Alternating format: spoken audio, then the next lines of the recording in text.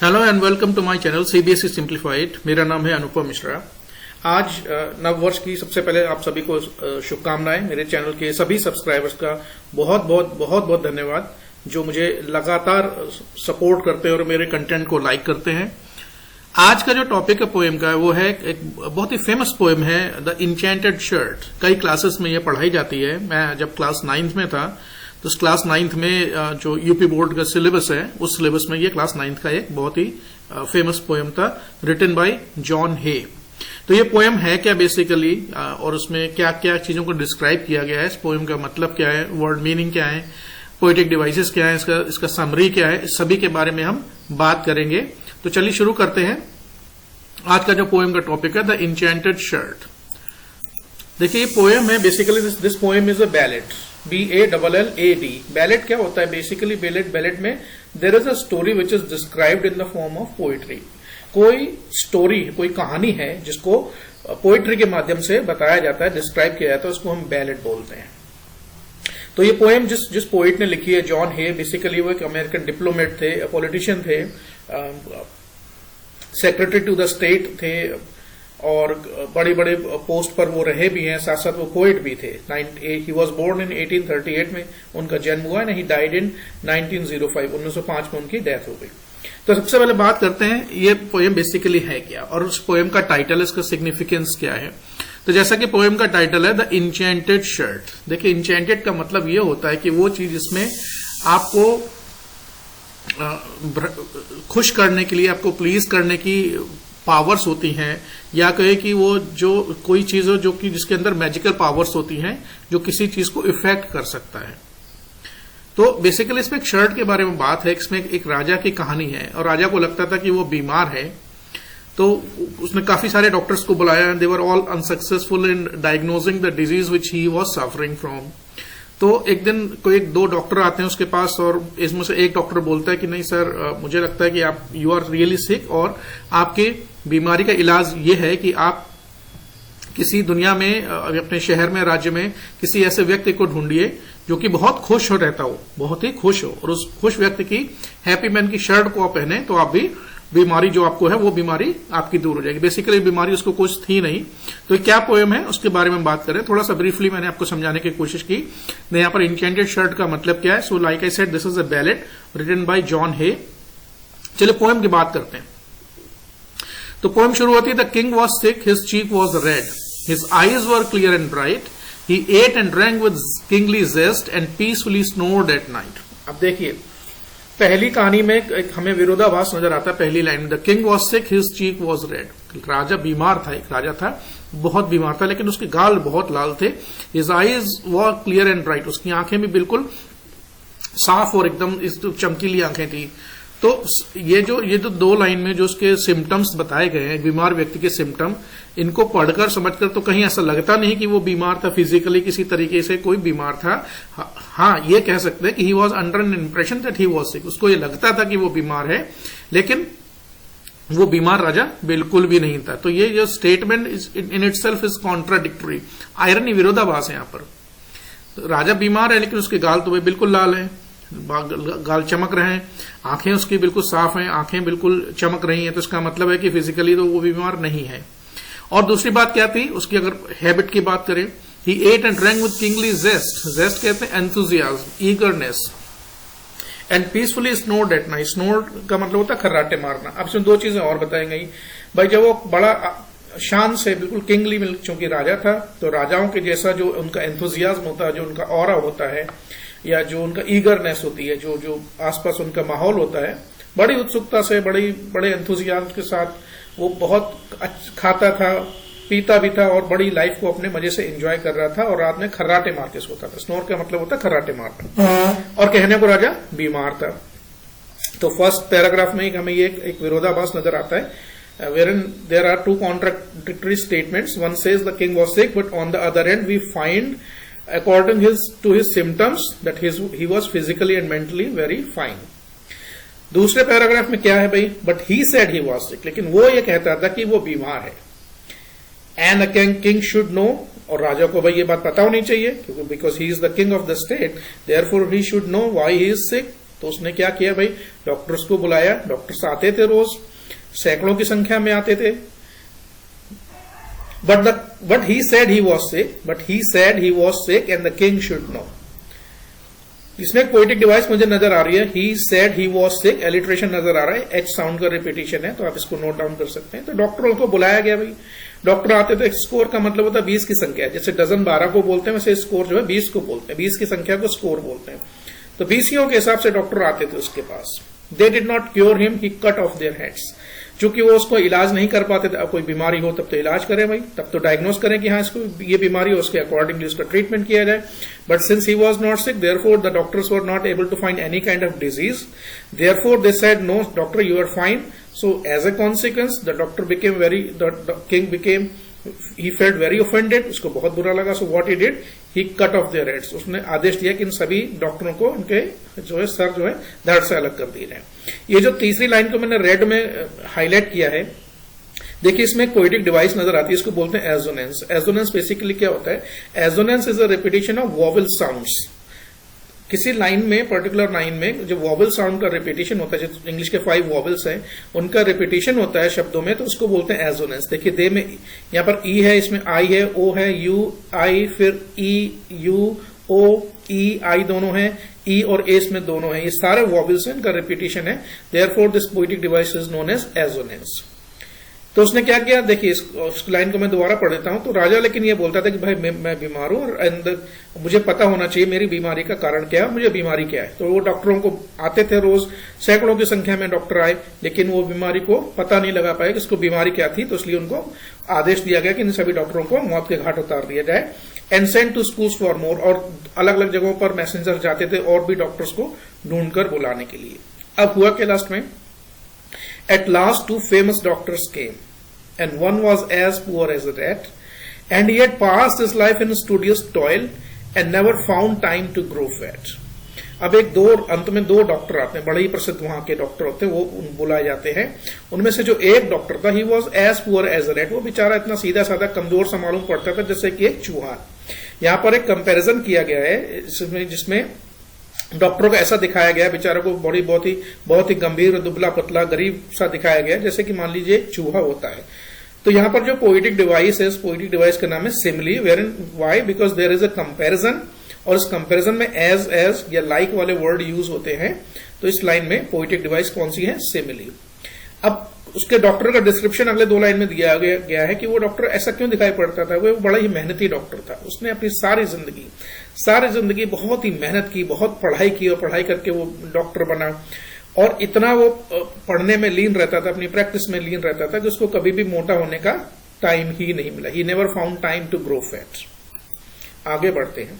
अब दूसरा जो डॉक्टर था, the other had never looked into book, his patient gave him no trouble, if they recovered they paid him well, if they died their hairs paid double। अब दूसरा जो doctor था, वो बड़ा ही कैजुअल उसकी अप्रोच थी, उसने जिंदगी में कभी किताब उठाकर नहीं, हालांकि वो डॉक्टर था लेकिन कभी भी बुक्स को पढ़ने में उसका कोई इंटरेस्ट नहीं था। और उसके जो पेशेंट आते थे वो उसको कभी भी परेशान नहीं करते थे।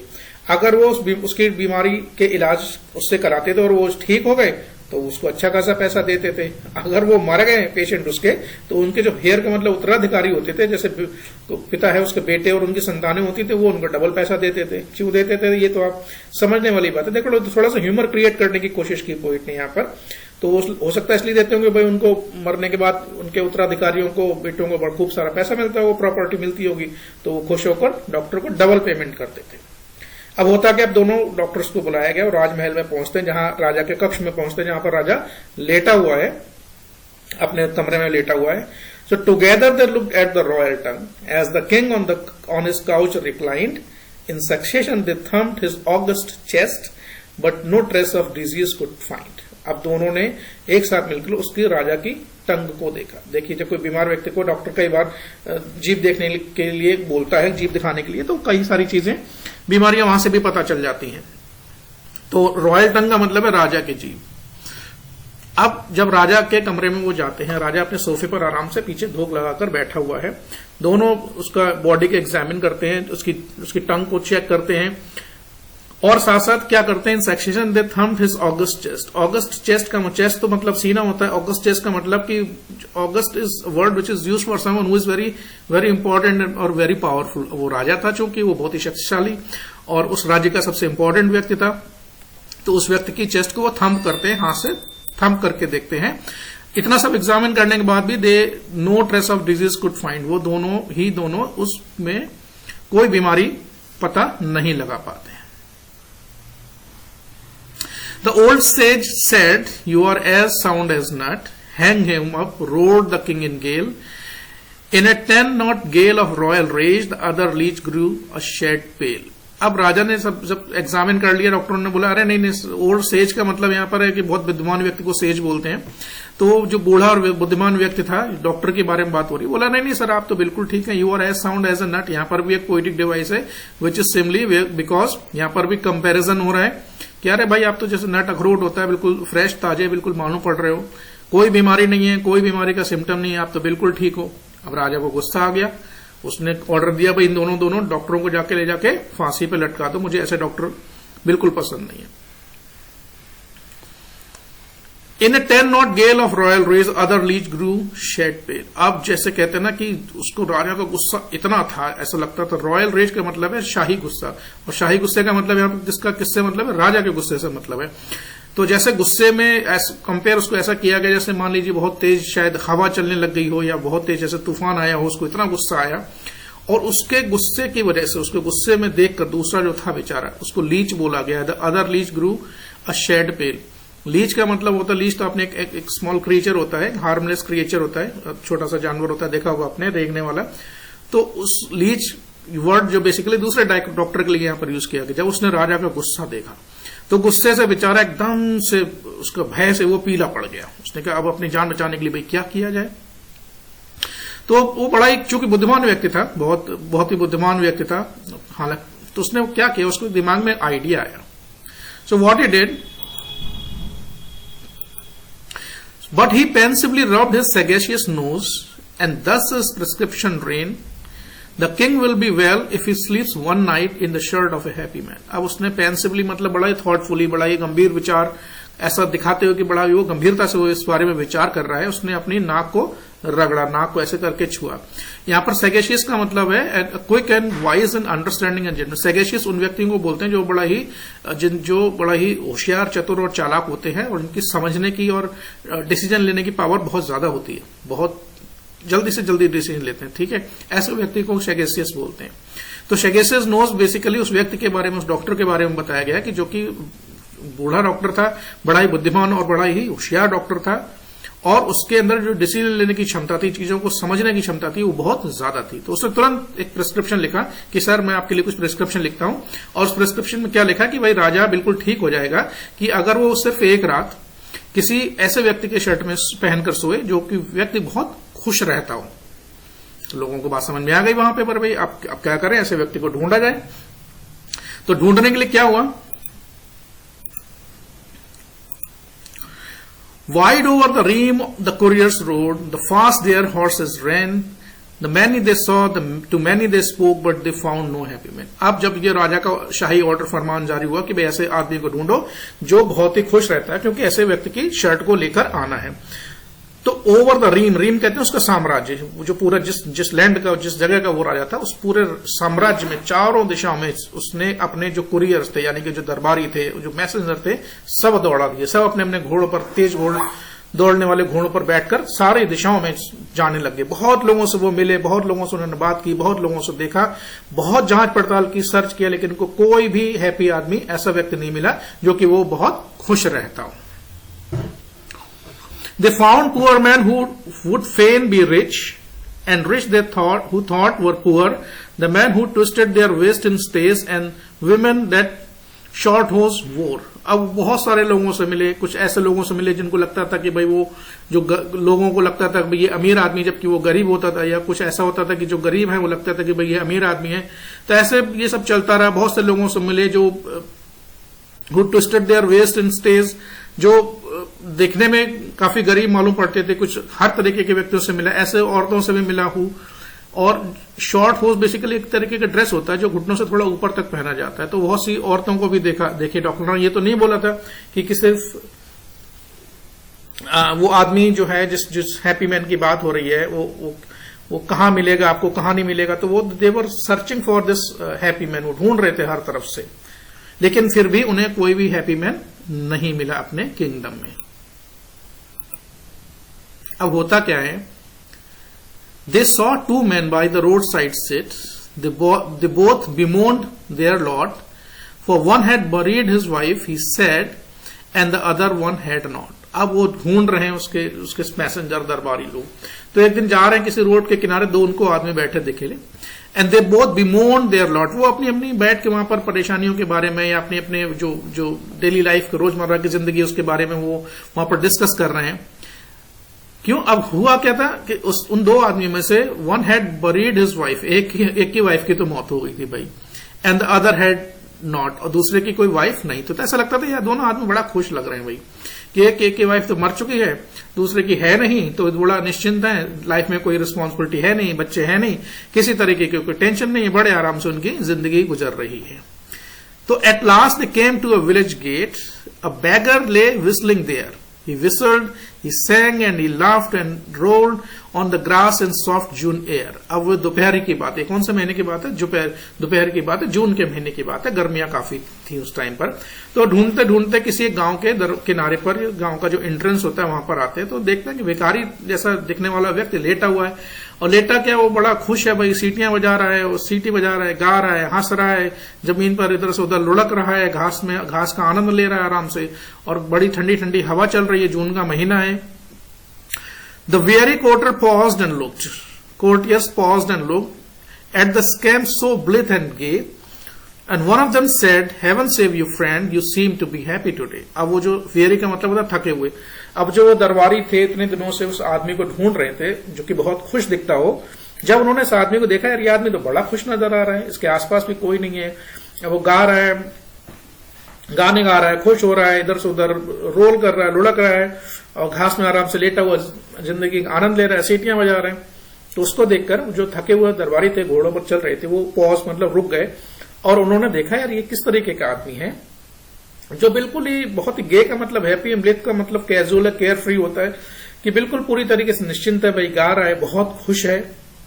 तो उन्होंने एक जो वहां रुके, उन्होंने उस आदमी से पूछा कि हेवन सेव यू सर, भगवान आपका भला करे, you seem to be happy today, तुम तो आज बड़ा खुश नजर आ रहे हो भाई, इसका कारण क्या है? तो वो बोलता है, oh yes fair sirs, the rascal laughed and his voice ran free and glad, an idle man has so much to do but he never has had time to be sad. देखिए कह रहा, हाँ नहीं sir आपने बिल्कुल सही कहा, और मुझे सही बात है कि मैं बिल्कुल खुश हूं।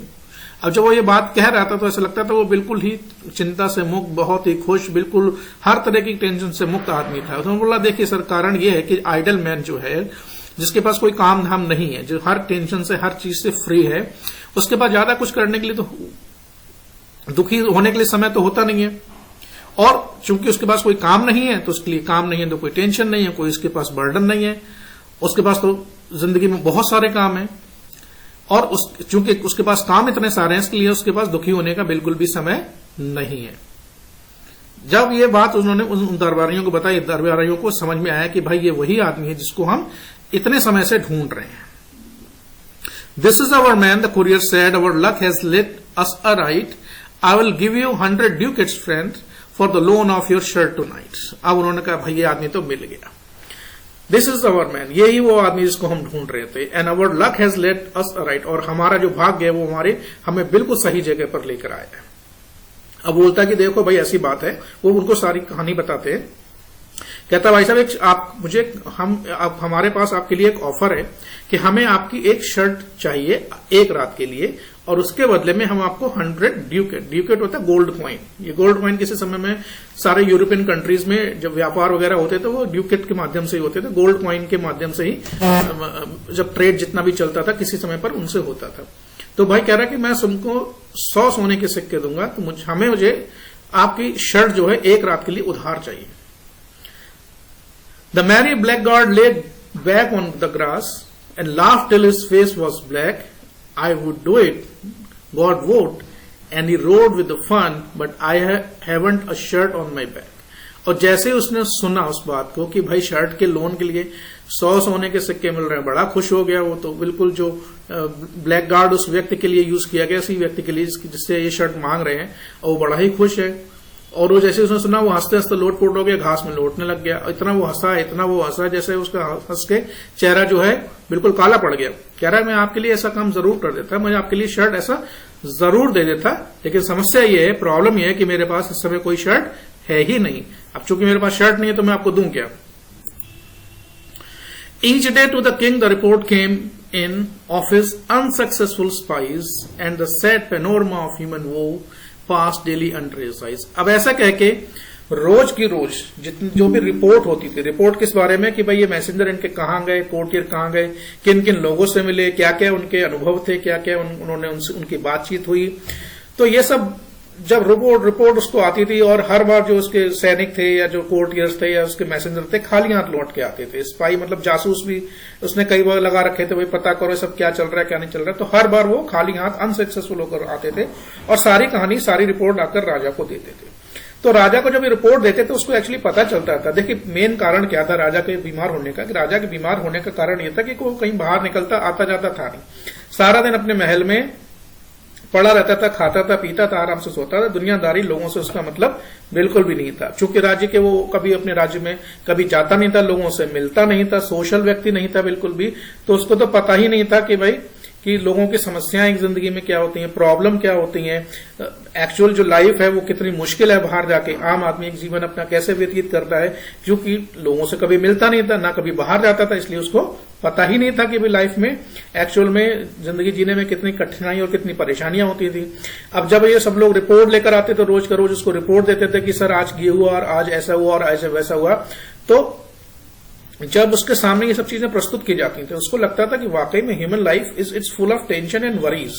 जिंदगी में वाकई में इतने जितना मैं समझता नहीं तो उससे भी ज्यादा दुख और परेशानियां भरी हुई है। तो उसको रोज उसको फीडबैक मिलता था, रोज उसको रिपोर्ट मिलती थी। तब उसको कुछ रियलाइज हुआ, और रियलाइज क्या हुआ, and he grew ashamed of his useless life. फिर उसको जब ये उसने बातें सुनी रोज का रोज ह्यूमन बाहर एक्सपीरियंस लोगों का कैसा है, जब उसको ये सब पता चलता, धीरे धीरे पता चला, लोगों के थ्रू माध्यम से पता चला, तो उसको लगा अपने ऊपर उसको बड़ा ग्लानि और बहुत ही शर्म आई। उसको लगा यार मेरी लाइफ तो बिल्कुल यूजलेस है, मैं आखिर राजा होने के बाद भी ना मैं अपनी प्रजा के बारे में सोचता हूं, ना उनके लिए कुछ करता हूं, ना मैं कभी बाहर जाता हूं, ना लोगों से कभी मिलता हूं, ना उनके दुख और परेशानियों को समझता हूं, मेरी लाइफ तो बिल्कुल यूजलेस है।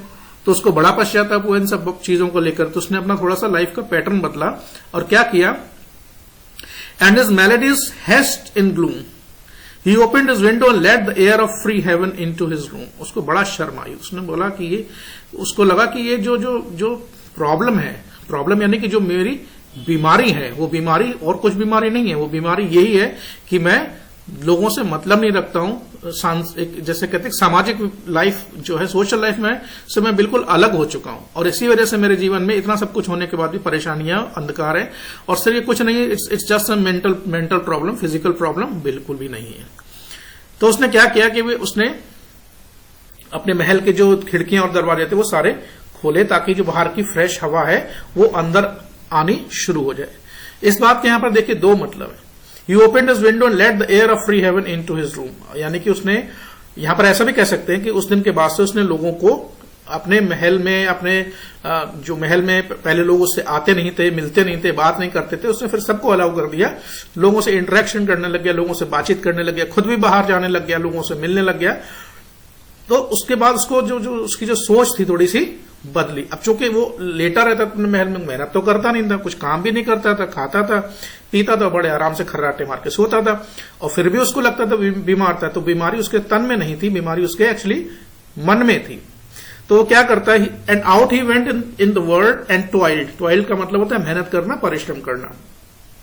In his appointed way, and the people blessed him, and the land was glad, and the king was well and gay। तो वो जब बाहर निकलना शुरू हुआ, दुनिया में देखा उसने कि दुनिया में क्या क्या चीजें हो रही हैं, लोगों से मिलना शुरू किया, उनसे बात करना शुरू किया, उनकी परेशानियों को समझना शुरू किया, मेहनत करनी शुरू की, लोगों से टाइम स्पेंड करना शुरू किया अपने ढंग से। चूंकि वो राजा था तो उसको अपनी जो एक राजा का स्टेटस और अपनी उसकी मर्यादा होती है उसको भी बरकरार रखना था, और साथ साथ इन सब चीजों के अपने आप को काफी हद तक चेंज करना पड़ा। तो जब लोगों के बीच में जाके रहा, वो मिला लोगों से, तो लोगों ने उसको बहुत प्यार दिया, बहुत आशीर्वाद दिया। और उसके बाद वो राजा बिल्कुल भी, अब जब प्रजा भी उसकी बहुत खुश हो गई भाई कि राजा आखिरकार महल से बाहर निकल कर आया और हम लोगों से मिलता है और दुख सुख बांटता है हमारे साथ। तो उसके बाद प्रजा भी उसकी बहुत प्रसन्न हुई और उसके बाद वो राजा भी पूरी तरीके से ठीक हो गया। ठीक तो वो पहले ही था, राजा फिर वहां उसके बाद वो ठीक हो गया और बहुत ही वहां से खुश रहने लग गया। तो कुल मिला के देखिए, इतनी ये जो बड़ी पोएम है लाइक ए सेट की, बेसिकली बैलेड है।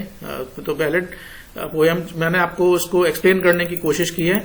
इस वीडियो के बारे में आपका कोई अगर सुझाव, कोई कमेंट है या कुछ आप इसके बारे में शेयर करना चाहते हैं तो कमेंट सेक्शन में मुझे अपना फीडबैक जरूर दें। जो लोग लगातार इस चैनल से जुड़े हैं उनका एक बार फिर से बहुत बहुत धन्यवाद। आपको अगर ये चैनल का जो कंटेंट है वो पसंद आता है तो चैनल को सब्सक्राइब करें और मुझे आगे बढ़ने में हेल्प करें। बहुत बहुत आपका धन्यवाद। आपका दिन शुभ रहे।